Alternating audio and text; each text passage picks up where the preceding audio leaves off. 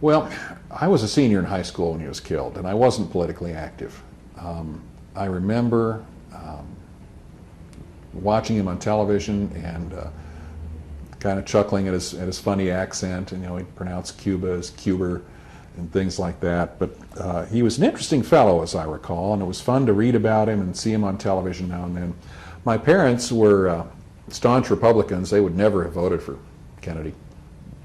And this is, even though I was 17 at the time and turned 18 in the summer of '64, I wouldn't have been able to vote in the '64 election. I think you had to be 21 in those days. So, but I remember my dad and mom talking about him, and he wasn't getting things done. And the record's pretty clear. I mean, he didn't get much legislation passed through.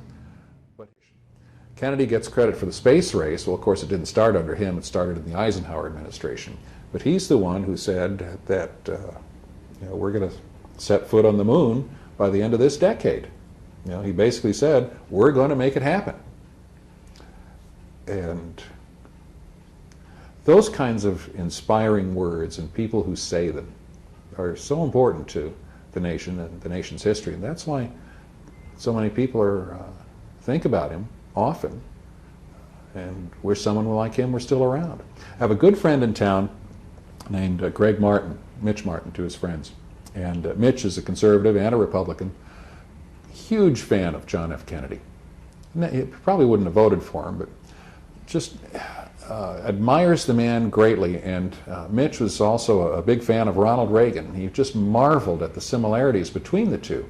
How basically Reagan, as a liberal Republican, which, if that's a contradiction of terms or not, was basically doing the same thing that John F. Kennedy was doing. And of course, Reagan would often borrow Kennedy's phrases and things like that. But Reagan and Kennedy were very much alike. And I guess I'm no expert at these things, but I mean, if you study Kennedy politics and Reagan politics, apparently there are very strong similarities in your approach to things. Kennedy's classic line, a rising tide lifts all boats, was the kind of approach that Ronald Reagan took.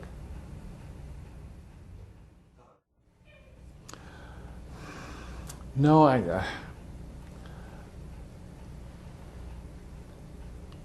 again, I go back to what I said earlier, and that is, as interesting as Kennedy was as a person, he just didn't get much done. He wasn't able to get people to do things. So, in that sense, he was a failure as a president. He was not able to get much legislation passed. Oliver Stone won't tell you this, but the reality is that the public opinion polls in 1963 for President Kennedy were extremely low. He was down in the low 30%, and maybe in the upper 20s.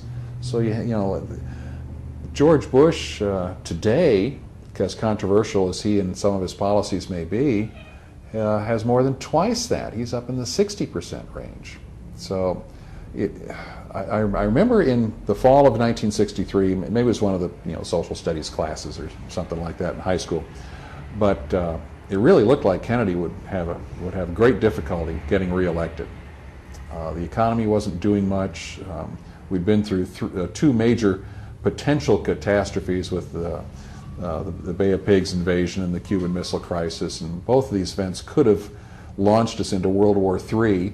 So we've been through these things, and it was kind of scary, and it made you wonder whether this Kennedy guy is right for the job or not. So it's interesting how he is perceived in a way today that is completely different than the way he was seen back in 1963. Completely different. People today, when they think back, they say, yeah, the days of Camelot, they were wonderful. Well, there was no Camelot then. That was made up by Jackie after he died.